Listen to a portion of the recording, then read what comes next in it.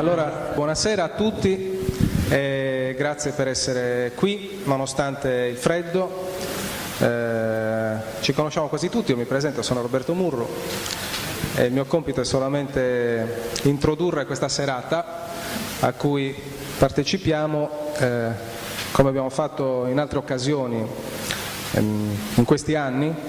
E il tema è quello che abbiamo affrontato altre volte, cioè il titolo di oggi è La politica rendiconta, il patto eletto-elettore. Credo che più o meno tutti noi sappiamo di cosa si tratta. È un appuntamento che da quando abbiamo condiviso un impegno comune nella politica, ciascuno di noi con il suo ruolo, anche solamente quello di cittadina o di cittadino attivo, altri di noi che invece si sono impegnati in politica candidandosi a far parte delle istituzioni, abbiamo condiviso questo metodo per il quale volevamo mantenere un rapporto molto saldo tra chi sta dentro le istituzioni e chi si è impegnato dal di fuori delle istituzioni per eleggerlo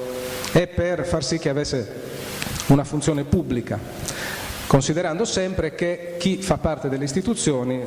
nella visione che abbiamo condiviso da tanto tempo ormai a questa parte, non lo fa a titolo personale, ma lo fa mantenendo una stretta relazione con tutte le persone con le quali ha condiviso le ragioni di quell'impegno in politica. E quindi abbiamo in qualche modo istituzionalizzato questo che è stato definito forse fin dalle prime candidature, in particolare di Marco, al Consiglio Comunale di Cagliari, il patto eletto-elettore, che è una sorta di accordo che si stabilisce preliminarmente tra chi si candida e chi decide di sostenere quella candidatura e che vuole essere un rapporto che non termina il giorno delle elezioni, anche se le elezioni sono coronate da un successo, come per fortuna è accaduto più di una volta. Quel rapporto deve continuare facendo sì che chi viene eletto nelle istituzioni appunto renda conto del suo operato periodicamente in maniera trasparente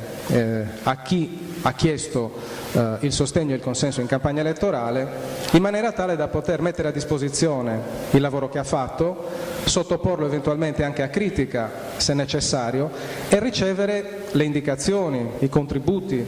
le proposte che invece chi, non facendo parte delle istituzioni, però ritiene di essere portatore di un'idea, di una proposta, di un bisogno che può essere canalizzato dentro le istituzioni da chi ha ricevuto il mandato elettorale. Oggi siamo qui a fare uno di questi nostri appuntamenti, penso che ne approfitteremo anche per farci gli auguri,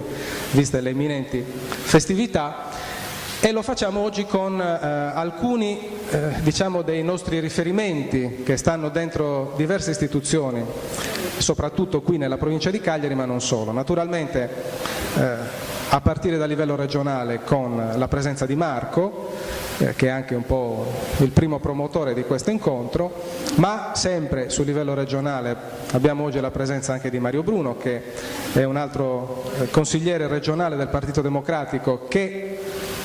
a sua volta, candidato nel nord della Sardegna, la sua città è Alghero, ha però condiviso questo stesso metodo, ha però condiviso la proposta di una candidatura con i suoi elettori basata su questo tipo di patto, su questa modalità di rendicontazione di cui stiamo parlando.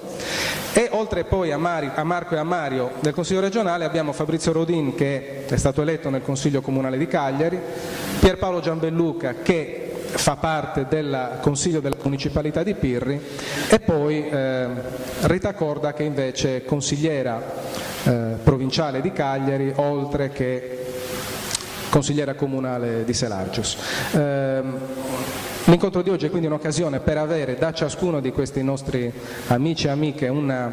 rendiconto della loro attività e della loro presenza istituzionale, e poi l'opportunità di avere anche con altre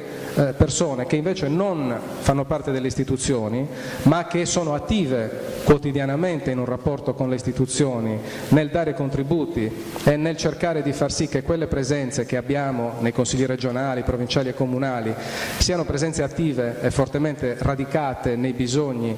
della comunità che le circonda, e che ci daranno una loro testimonianza di come dal loro punto di vista fuori dalle istituzioni avviene questo lavoro di relazione, di messa in rete tra la comunità e le istituzioni. Quindi direi di cominciare e lascerei subito la parola a Marco.